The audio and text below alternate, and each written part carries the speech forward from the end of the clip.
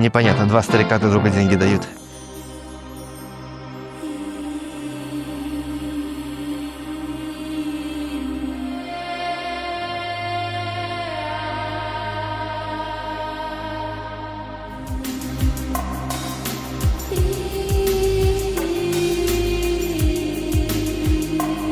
В этой пещере ему 17 футов.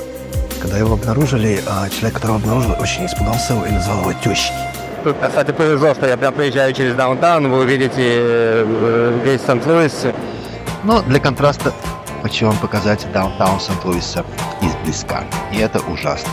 Эти заброшенные совершенно магазины. Ох, ну, во-первых, какой красивый закат. Ну, очень бедная деревня какая-то, как вы видите. Половина забитых магазинов.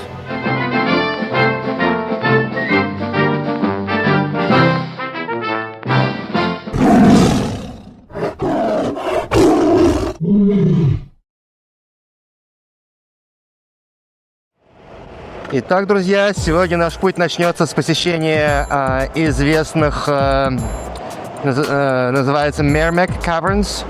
Это пещера со сталагнитами.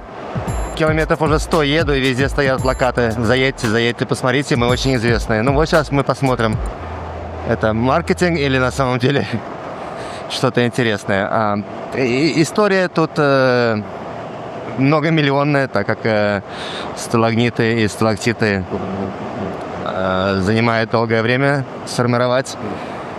Нашли их, по-моему, в 1700 каком-то там году, то есть очень давно. И использовалась как военная база в середине 20-го столетия. Перешло в частные руки и сделали музей.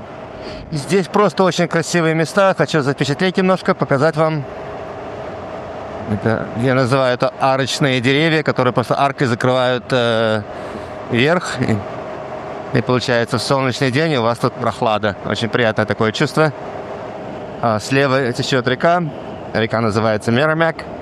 В честь нее и назвали эти пещеры Merrimack Caverns. Вот, вроде собрались. Сейчас вам покажу разные аттракционы, которые тут находятся. Это у нас зиплайн, как вы видите. На зиплайн, я не знаю, как далеко можно ездить. Вот она идет. Вот она идет вдоль воды. Ну, такая маленькая зиплайн. Там вода, каноэ. На байдарках можно покататься. Тут всякие магазинчики, что-то пожрать. Ну, а здесь мы идем уже в самое главное место. Тут написано Джесси Джеймс Hideout, потому что есть теория, что в этих пещерах во время гражданской войны Джесси Джеймс прятался. Вот его тут тоже есть маленький монумент.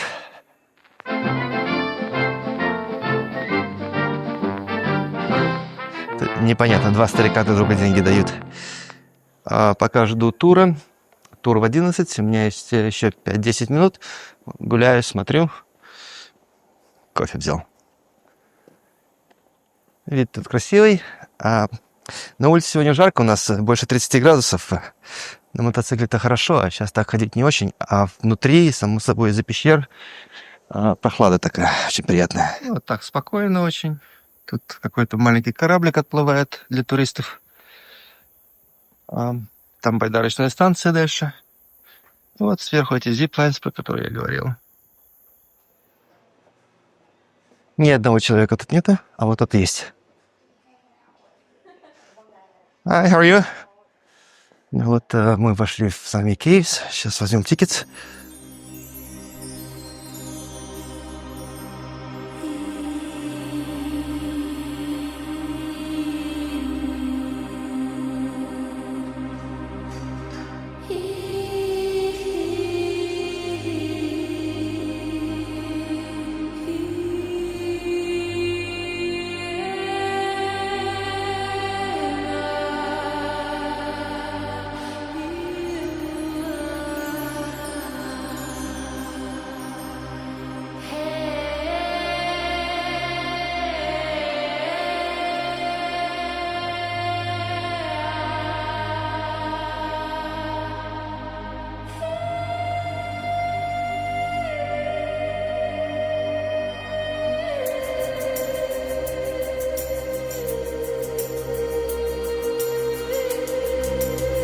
Сейчас идем на верхний левел. Тут 6 левелов разных.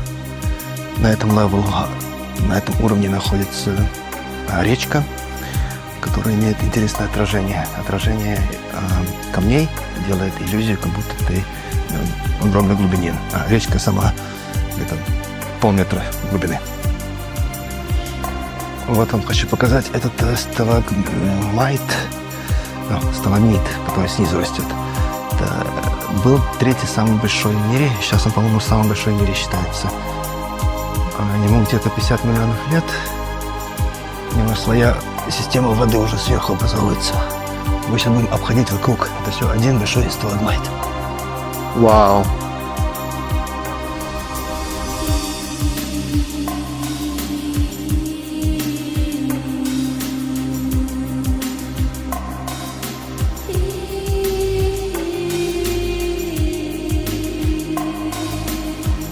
That's a beautiful view.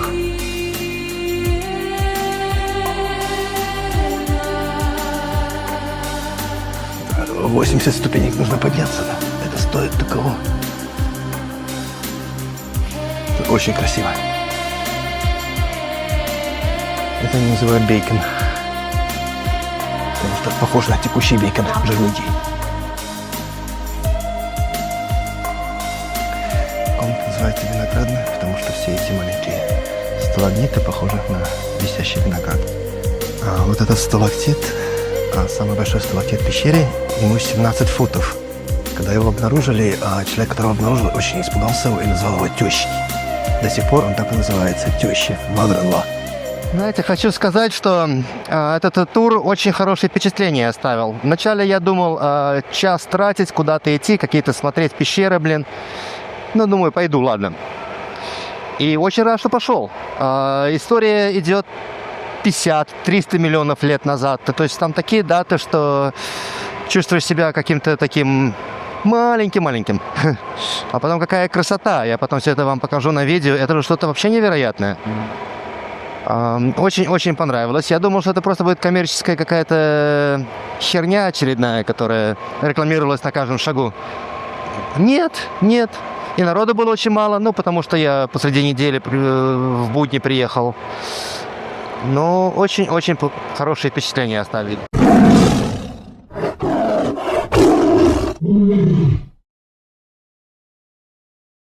Видите немножко арку. Сейчас я поближе подъеду.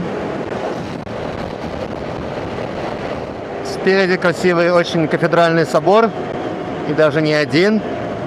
Слева даунтаун и арка, и все, что вы знаете о Сан-Луисе, находится слева. История арки я вам уже немножко рассказывал. Арка миротворческая, сдружение после войны, после гражданской войны,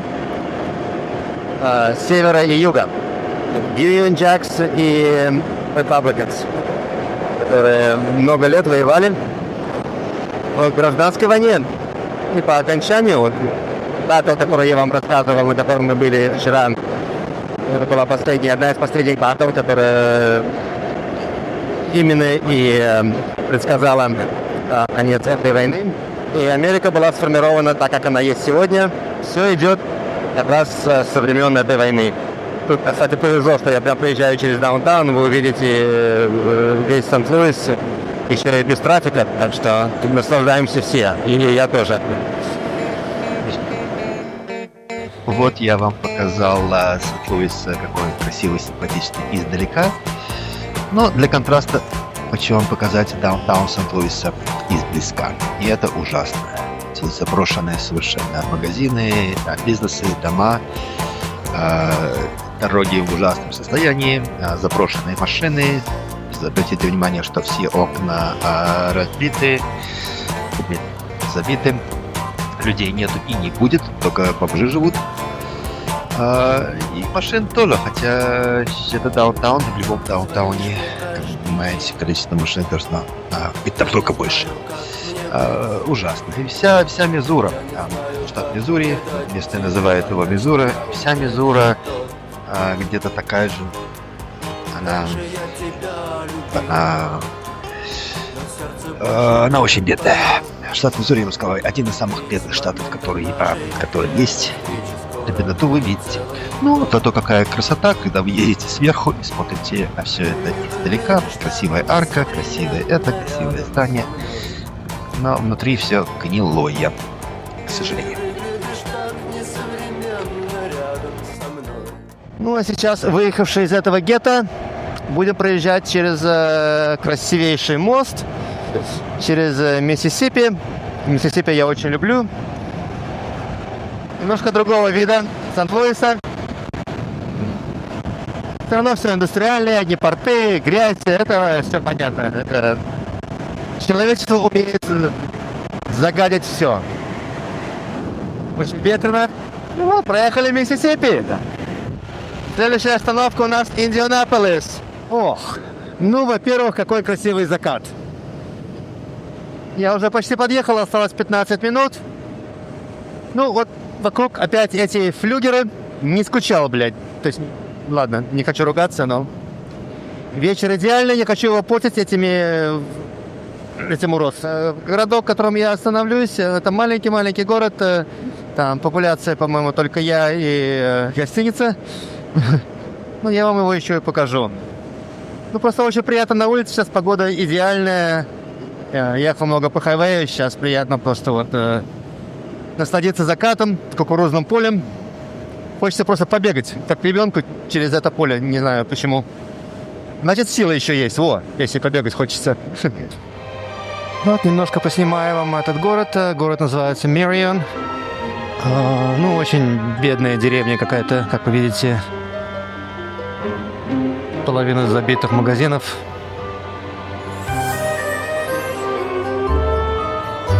Ну вот, в этом городишке я и останусь.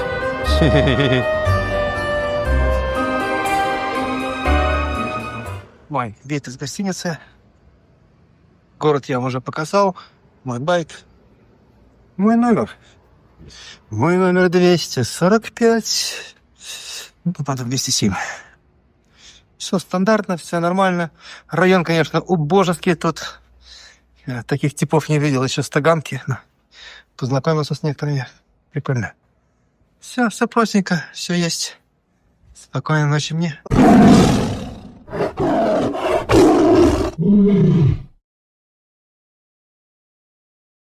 У нас последний день. Погода солнечная, часов 8, и я дома. Пройти через одну границу. И по плану у нас дом. Много эмоций, много всего. Ну, пока в путь, пока еще 8 часов, приключения еще идут.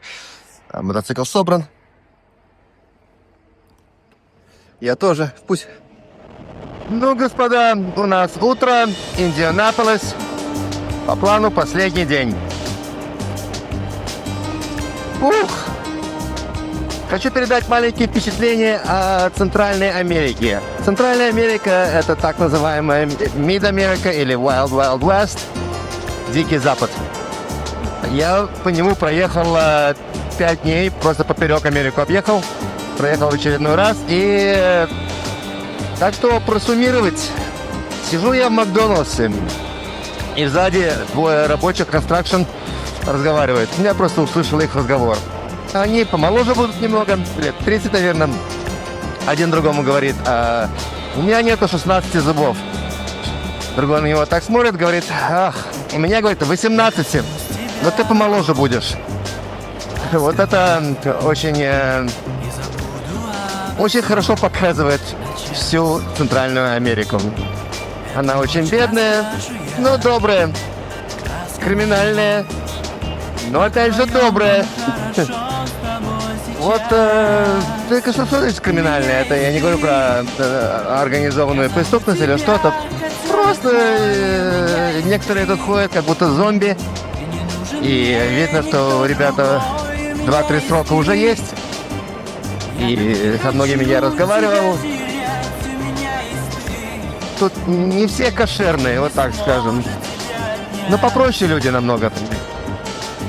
Так что вот мое впечатление. Сейчас въезжаю уже опять в Метрополитен Америку. Это где большие Большие города, большие здания, где жизнь идет совершенно на другой волне. И по сравнению с тем, где я был, это просто небо и земля. Такие у меня впечатления. Вот вы еще смотрите на эту Центральную Америку.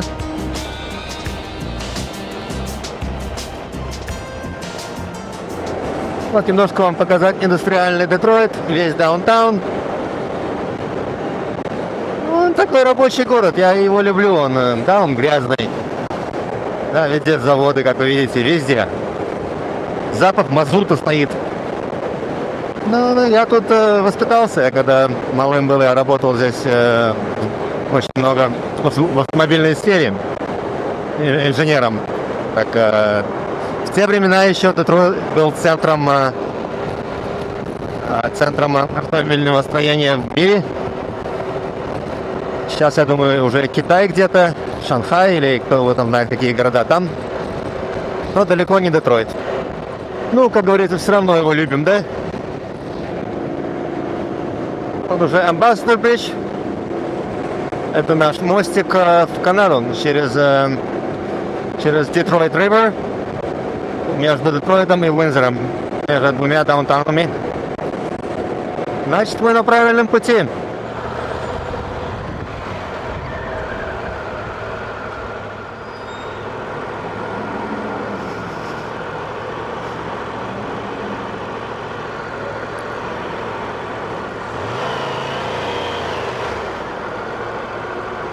Hey, buddy. Where's this ride taking you? Home, Canada. No, I know. Where have you been? Oh, God. All over? LA, that's where I started 9 days ago. Yeah. Then about 15 states. Yeah. Been good so far? Yeah. Almost home, huh? All right. Have a good day. All right. Thank you.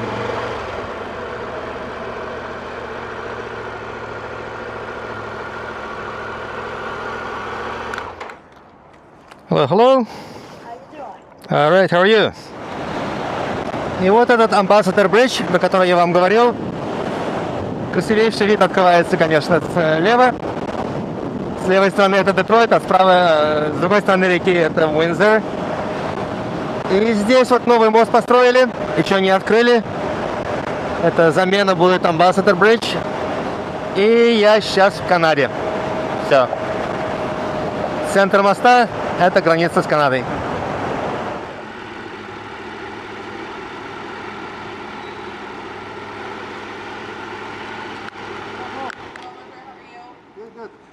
What's the license plate on the bike?